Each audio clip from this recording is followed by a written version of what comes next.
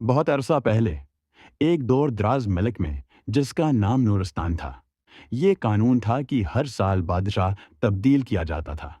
جو شخص بادشاہ بنتا وہ ایک عہد نامے پر دستخط کرتا کہ 1 سال کی حکمرانی کے بعد وہ عہدہ چھوڑ دے گا اور ایک ویران جزیرے جسے سایہ جزیرہ کہتے تھے پر چھوڑ دیا جائے گا، جہاں سے وہ کبھی واپس نہ آ سکے گا۔ سال مکمل ہونے پر بادشاہ کو شاندار لباس پہنایا جاتا، ہاتھی پر بٹھا کر پورے ملک میں الوداعی جلوس نکالا جاتا اور پھر اسے جزیرے پر چھوڑ دیا جاتا۔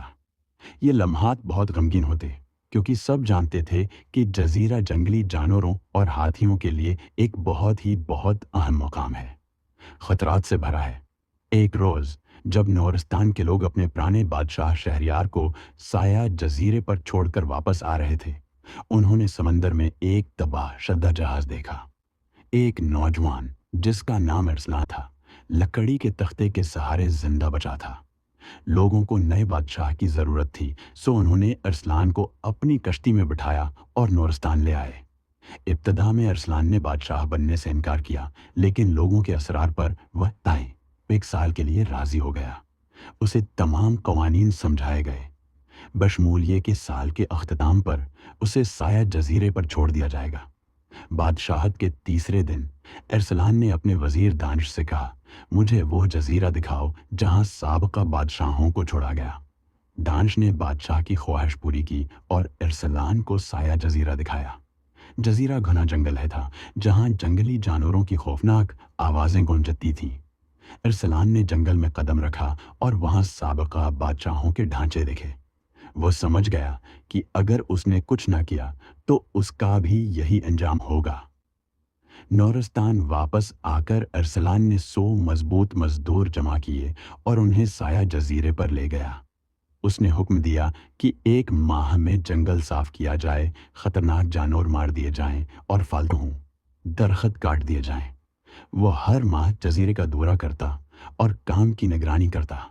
پہلے مہینے میں تمام خطرناک جانور ختم کر دیے گئے اور بہت سے درخت کاٹے گئے۔ دوسرے مہینے تک جزیرہ مکمل ہو جائے گا، طور پر صاف ہو چکا تھا۔ پھر ارسلان نے مزدوروں کو خوبصورت باغات بنانے کا حکم دیا۔ اس نے پالتو جانور جیسے مرغیاں، گائیں، بھینسیں، بطخیں اور بکریاں جزیرے پر منتقل کیں۔ تیسرے مہینے میں اس نے ایک شاندار محل اور ایک بڑی بندرگاہ بنانے کا حکم دیا۔ مہینوں گزرتے گئے اور سایہ جزیرہ ایک خوبصورت شہر میں تبدیل ہو گیا۔ ارسلان خود سادہ لباس پہنتا اور اپنی کمائی جزیرے کی ترقی پر خرچ کرتا۔ 10 ماہ گزرنے کے بعد ارسلان نے دانش سے کہا، میں جانتا ہوں کہ 2 مہینے بعد مجھے جزیرے پر چھوڑا جائے گا، لیکن میں ابھی وہاں جانا چاہتا ہوں۔ وزراء نے اسے 2 مہینے انتظار کرنے کو کہا تاکہ سال مکمل ہو۔ بالآخر جب سال ختم ہوا، لوگوں نے ارسلان کو شاندار لباس پہنایا اور ہاتھی پر بٹھا کر الوداعی جلوس نکالا۔ حیرت کی بات ہے کہ یہ تھی کہ ارسلان اس موقع پر بہت خوش تھا جبکہ سابقہ بادشاہ روتے تھے۔ لوگوں نے پوچھا، آپ اس غمگین لمحے میں اتنا خوش کیوں ہیں؟ ارسلان نے جواب دیا، کیا تم نے داناؤں کا یہ قول ہے نہیں سنا کہ جب تم اس دنیا میں آتے ہو تو روتے ہو اور سب ہنستے ہیں، لیکن ایسی زندگی جیو کہ مرتے وقت تم ہنسو اور دنیا روئے۔ میں نے اپنے مستقبل کی فکر کی اور سایہ جزیرے کو ایک جنت میں بدل دیا۔ اب میں وہاں سکون اور عیش سے اپنی باقی زندگی گزاروں گا۔